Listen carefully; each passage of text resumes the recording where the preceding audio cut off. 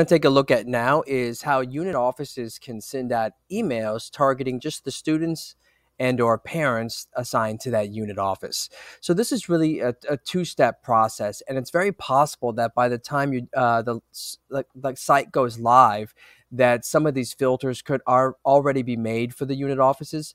But at the time of this video, they're not. So I'm going to show you how you would make your own filter that identifies or selects the students assigned to your unit office, and then how to use that filter to send out emails. So what we're going to do is we're going to go over here to reporting. And after reporting, we're going to go to Filter Designer.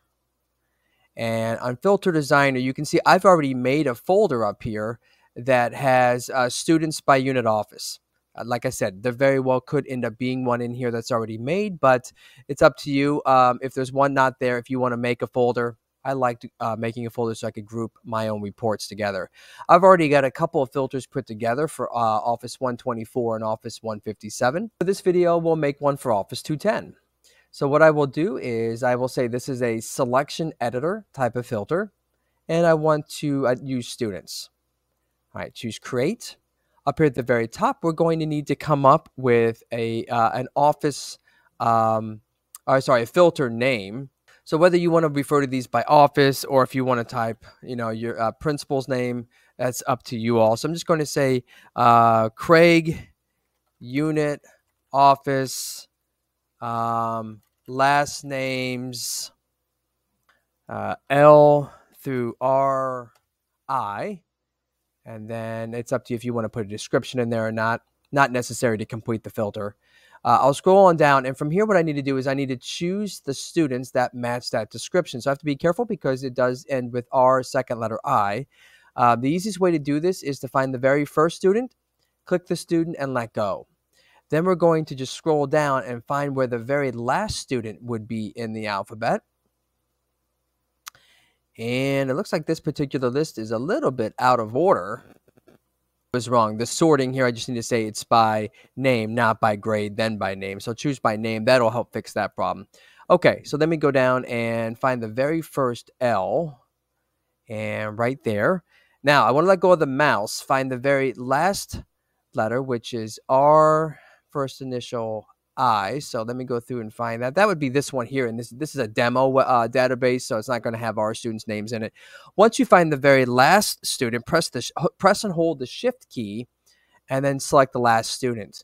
And what Shift does is it allows the website to know to choose everything in between the first click and the second click.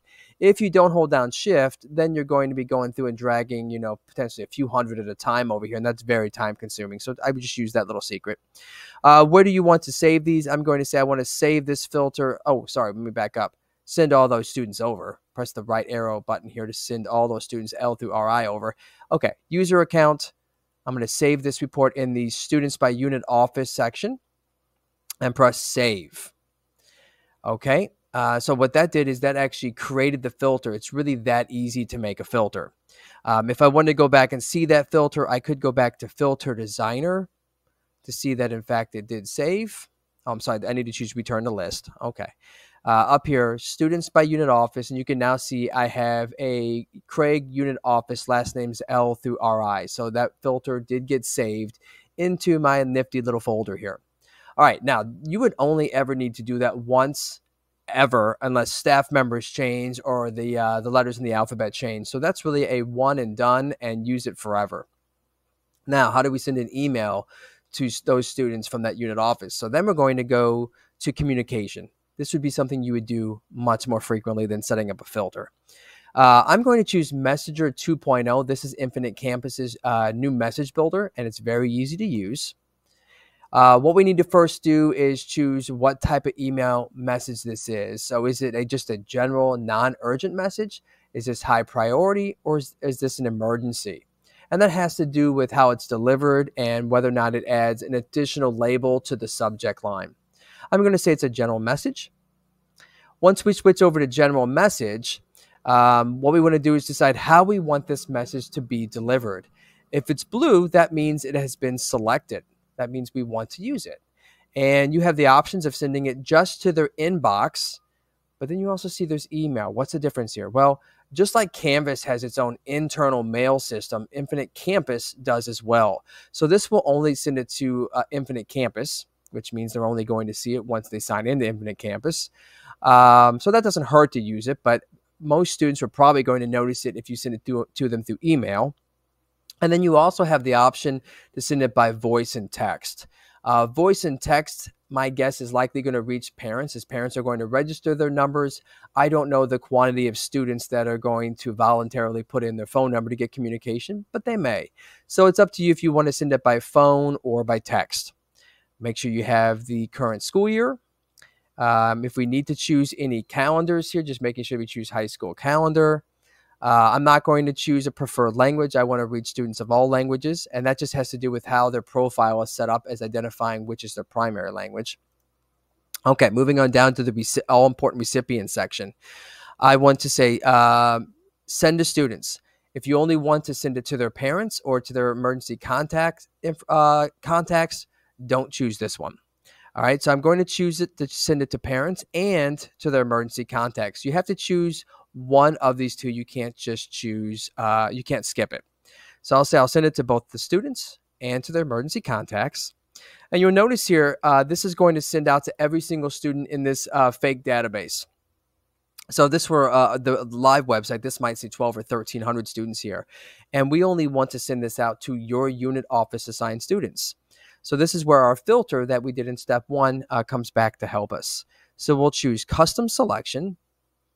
Over here on the right, decide, do you only want to send it to certain grades, students within your unit office?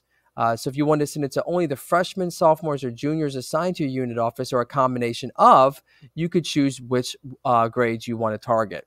I'm going to choose to send it to all of them. Then I need to choose my filter. So for the filter, I'm going to go in my little folder here and say, I want to send it to all of the students in this unit office right here. I have to select it. All right, it should turn blue when selected. Press update.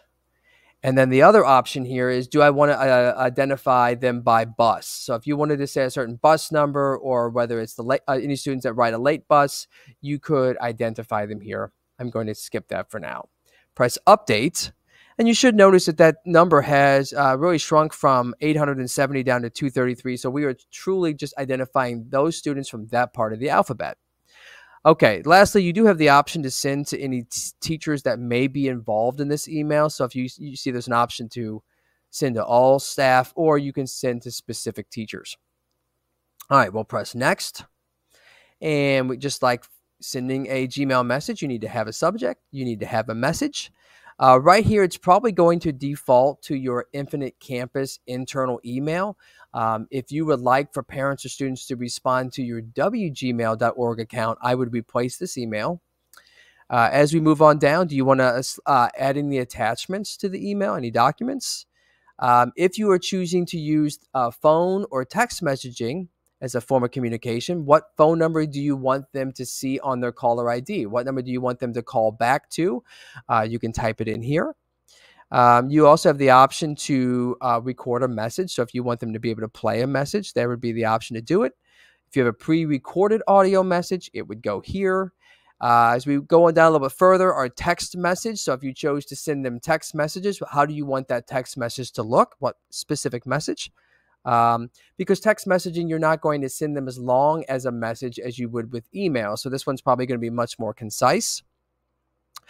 Lastly, before you send the message, you could preview it to see if you like the way it looks. It's also a chance to spell check and make sure you've got all your attachments and your audio if you're using it looks and sounds great. You can send a test message to yourself to see if that's great. Just make sure if you are sending a test message that you put in your email address here. And then if you're testing phone and texting, you need to add those numbers here and here. All right. Lastly, you would press next. And you can see on the message delivery, you have a couple of options. Do you want to send it right now? Do you want to schedule what time it's to be released? So this is nice if you want to send it tomorrow morning or at the end of the school day. And if this is a reoccurring email, you can set that up as well.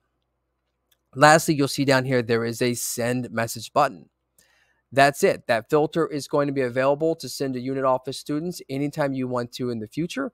And you can send emails with ease using Infinite Campus.